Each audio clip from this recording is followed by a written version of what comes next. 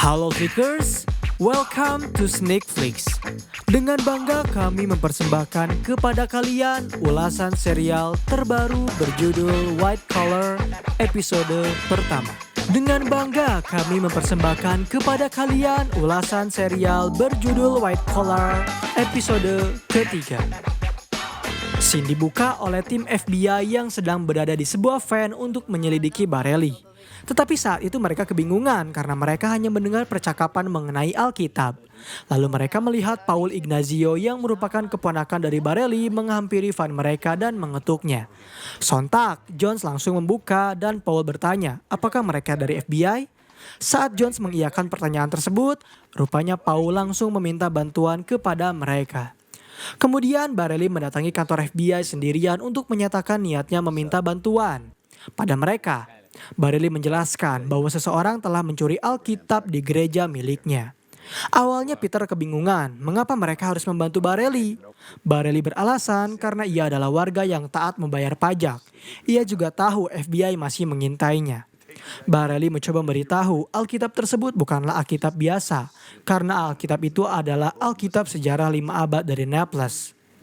Sembari mempertimbangkan, rekan dari Peter berdiskusi dengannya bahwa ia tak mau ada uskup agung menghampiri mereka karena FBI menolak mencari Alkitab bersejarah. Pada akhirnya Peter pun setuju membantu Barelli dengan syarat ia harus menghentikan operasi Masses Club miliknya. Sebenarnya Barelli setuju saja karena sebenarnya Masses itu adalah sebuah restoran miliknya. Sementara itu, Neil masih saja berkutat dengan botol peninggalan dari Kate yang ia yakini masih menyimpan misteri di dalamnya. Padahal Moy sudah beberapa kali memeriksa dan hasilnya tetap sama, yaitu nihil. Lalu tak lama kemudian, Neil mendapat informasi dari Peter untuk menangani sebuah kasus. Dengan terpaksa, ia harus meninggalkan Moise dengan tetap memintanya untuk menyelidiki botol tersebut.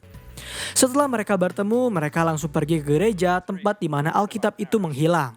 Salah satu pastor menjelaskan jika di gereja ini tak ada alarm maupun kamera pengintai yang bisa melihat siapa yang telah mencuri Alkitab tersebut. Karena mereka masih percaya hanya Tuhan yang mengetahuinya. Pastor juga menjelaskan jika Alkitab itu merupakan milik gereja Saint Camillus de Lelis di Naples. Dan sayang apabila berada di tangan yang tidak tepat. Karena FBI kesulitan menggali informasi mengenai siapa yang telah mencuri Alkitab tersebut, mereka memutuskan untuk kembali ke kantor terlebih dahulu. Ketika Neil sedang menghampiri Moise untuk berdiskusi tentang kasus tersebut, ia bertanya-tanya mengapa ada seseorang yang rela mencuri sebuah Alkitab yang mungkin saja tak berharga. Moise yang kebetulan telah menganalisis sejarah dari Alkitab tersebut menjelaskan bahwa pada tahun 1588, Naples terkena wabah dan seorang pastor bernama Camillus datang membawa Alkitab tersebut ke pusat wabah yang berada di pelabuhan. Setelah semua orang yang terkena wabah menyentuh Alkitab tersebut, mereka semua dengan ajaibnya sembuh.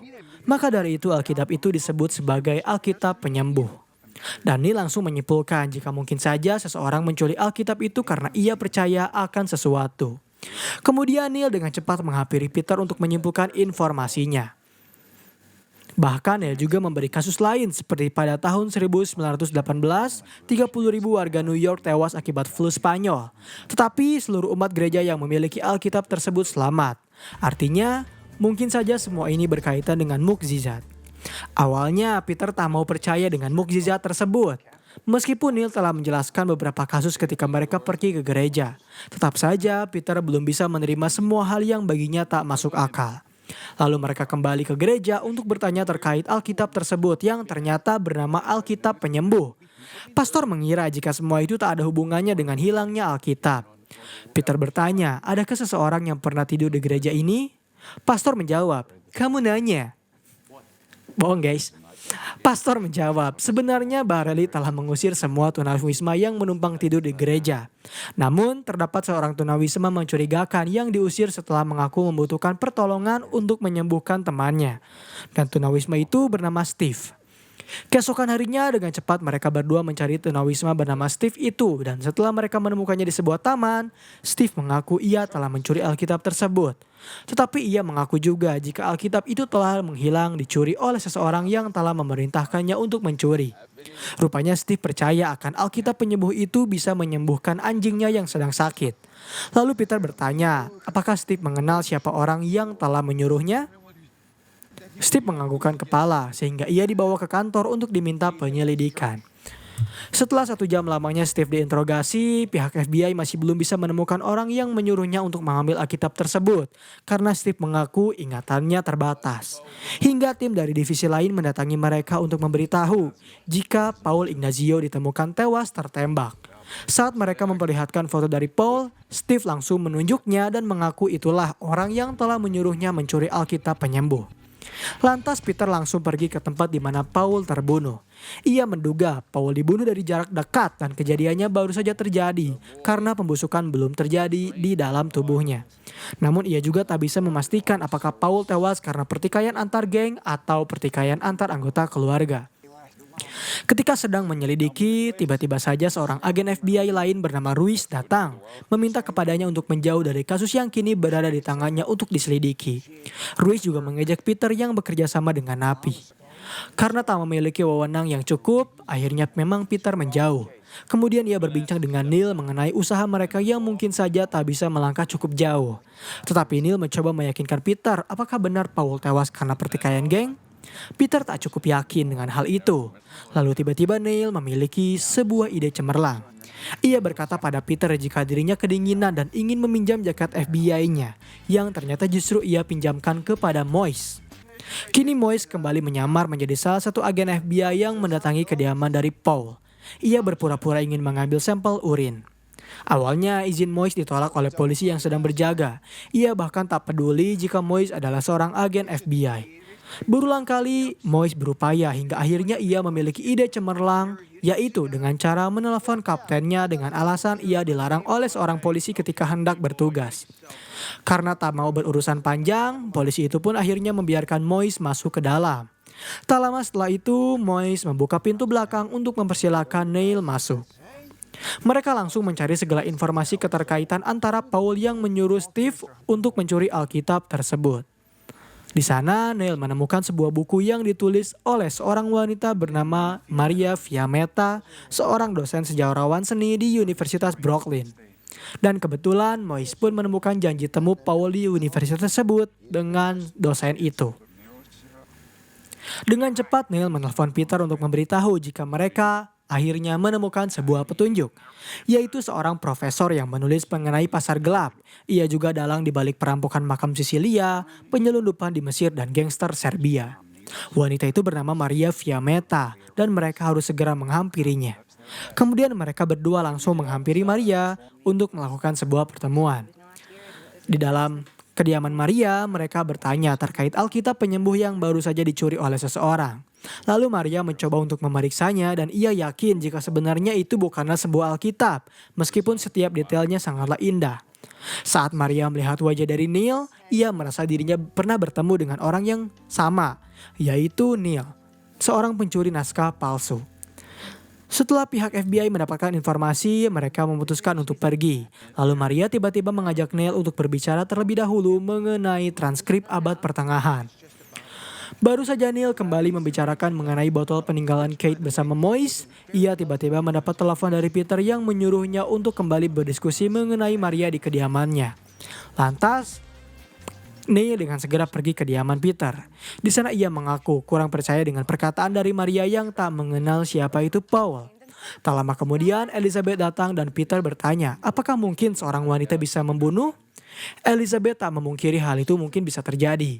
Lalu tiba-tiba Neil membuat sebuah perumpamaan dengan 2 buah cangkir, 1 gelas kertas dan juga uang.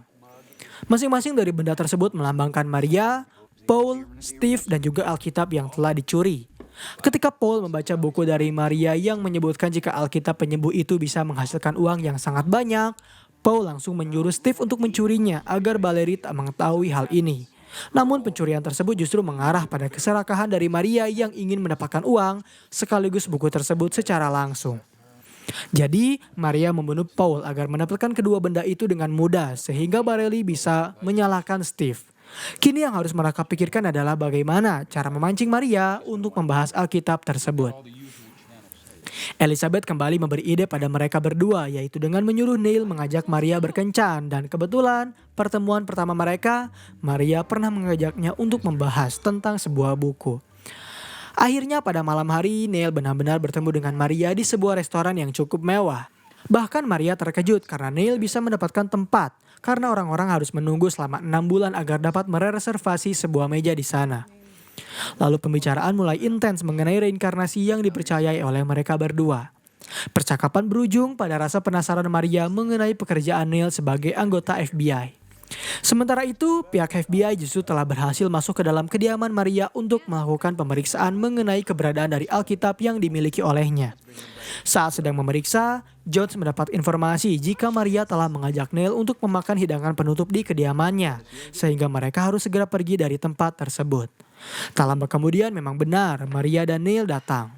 Maria langsung menyuguhkannya dengan sebotol wine, dan saat Maria sedang menuangkan minuman, ia ternyata sadar akan keberadaan pihak FBI. Sehingga ia langsung berpura-pura hendak mencari pembuka botol sementara ia menyuruh Neil untuk memutar lagu. Kemudian Maria dengan cepat memeriksa CCTV dan memutar balikan rekaman untuk melihat apa yang sedang FBI lakukan di kediamannya. Rupanya saat itu FBI sedang mencoba mencari keberadaan dari Alkitab miliknya sehingga ia langsung tak mempercayai perkataan dari Neil. Bahkan Maria secara terang-terangan mengatakan hal itu di hadapan Neil saat ia mengajaknya untuk bermain mata-mata. Karena tak mau membuat Maria mencurigainya, Neil dengan terpaksa harus memperlihatkan penyadap yang telah pihak FBI simpan di sebuah vas bunga. Lalu Neil memberitahu jika mereka bisa membicarakan tentang transkrip abad pertengahan sekarang. Di tengah pembicaraan, Neil mencoba menggoda Maria dengan memberitahu bahwa ia bisa membayar Alkitab tersebut sebesar $250.000 apabila Maria mau memberikan Alkitab itu padanya. Ia berjanji dirinya yang sekarang bukanlah Neil yang bekerja dengan FBI, dan dengan trik serta tatapan ketampanan dari seorang Neil Caffrey, akhirnya Maria setuju untuk menjual Alkitab tersebut padanya. Setelah berhasil melakukan kesepakatan, Neil memberitahu hal itu pada Peter dengan syarat ia harus memberinya uang senilai $250.000. Peter sebenarnya tak ragu untuk mengeluarkan uang tersebut agar bisa mendapatkan kembali Alkitab. Tetapi ia yakin teman-temannya pasti akan mempermasalahkan hal tersebut, sehingga ia hanya akan membuat sebuah transaksi palsu untuk menangkap Maria. Pada pagi hari, saat Peter sedang bersiap-siap, ia memberitahu Elizabeth jika hari ini adalah hari penting untuknya karena mereka akan segera menangkap Maria. Peter juga menceritakan mengenai transaksi senilai $250.000 palsu yang ia berikan pada Neil, dan setelah Elizabeth memberinya ucapan doa untuk berhati-hati serta memperbaiki sedikit dasinya, Peter pun langsung pergi ke kantor. Dan benar saja, kekhawatirannya kemarin benar-benar terjadi. Ruiz yang hadir tak yakin jika Neil akan tetap bersama mereka setelah mendapat uang sebanyak itu. Ruiz juga siap untuk bertaruh, mungkin saja Neil akan segera kabur dalam waktu 5 menit. Namun semua kekhawatiran itu dibungkam oleh Neil yang tiba-tiba datang dan mengatakan jika dirinya telah siap untuk menangkap Maria. Kemudian mereka langsung pergi ke tempat di mana Neil akan bertemu dengannya. Dengan trik yang sama, pihak FBI berada di van yang memantau pergerakan Neil. Tetapi setelah Neil bertemu dengan Maria dan mereka masing-masing memeriksa diri mereka satu sama lain, Neil memberitahu jika rekannya berada di van mengawasi mereka. Itulah mengapa ia langsung memutus pelacak GPS-nya dan meminta kepada Maria untuk bersiap jikalau mereka akan dikejar. Setelah Neil masuk ke dalam mobil bersamanya, Ruiz panik karena kini Neil berada tanpa pengawasan mereka. Tetapi Peter meminta Ruiz untuk tetap tenang karena ia telah menyiapkan beberapa intel di setiap sudut jalanan. Lalu terlihat Maria dan Neil pergi ke tanah yang kosong. Di sana mereka memarkirkan mobil lalu melakukan transaksi dengan bukti Alkitab yang berada di tangan Maria. Setelah Neil memeriksa secara detail Alkitab tersebut, barulah ia mentransfer uang senilai $250.000 kepadanya. Namun ketika Maria yang telah mendapatkan uang tersebut, ia justru tiba-tiba menodongkan senjata kepada Neil. Neil yang panik tiba-tiba memperlihatkan klip senjata tersebut. Tetapi tetap saja Maria masih memiliki satu peluru yang cukup untuk membunuhnya. Perlahan Neil mundur karena ia khawatir Maria akan benar-benar membunuhnya sama seperti apa yang ia lakukan pada Paul. Dan beruntungnya ketika Maria menembakkan senjatanya, peluru tersebut justru terkena Alkitab sehingga membuat Neil masih bisa selamat. Diikuti dengan anggota FBI yang langsung datang dan menangkap Maria dengan cepat. Apa yang Neil lakukan mendapat apresiasi dari pihak FBI. Tak lama kemudian Bareilles datang mendatangi mereka. Ia mengetahui aksi tersebut dari orang dalam. Setelah mengetahui jika Maria yang ternyata membunuh Paul, yang hanya ia inginkan rupanya Alkitab itu kembali padanya. Saat Paul meminta Alkitab tersebut dikembalikan padanya, Neil mengaku ia tak tahu karena ia telah menyerahkan Alkitab itu pada salah satu anggota FBI.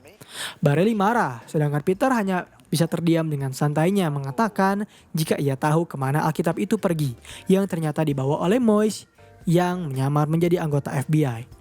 Kemudian mereka berdua pergi ke gereja. Di sana Moise telah menyerahkan Alkitab tersebut pada Steve dengan harapan Lucy bisa segera sembuh. Lalu Bareilles datang dan mengambil Alkitab tersebut darinya. Namun meskipun begitu, Bareilles tetap berterima kasih pada pihak FBI dengan cara mengajak Steve untuk membawa Lucy ke dokter hewan agar anjing kesayangannya bisa diselamatkan. Dan scene terakhir di episode kali ini memperlihatkan Neil yang masih saja memperhatikan botol peninggalan dari Kate.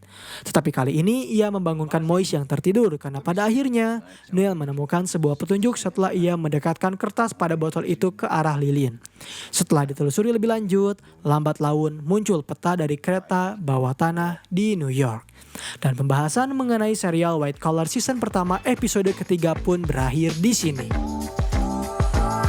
Bagaimana menurut kalian dengan pembahasan serial terbaru berjudul White Collar ini? Apakah menarik? Jangan lupa berikan respon kalian terkait serial ini agar kami bisa mengevaluasi setiap konten yang akan kami ciptakan. Dan sampai berjumpa kembali di episode selanjutnya.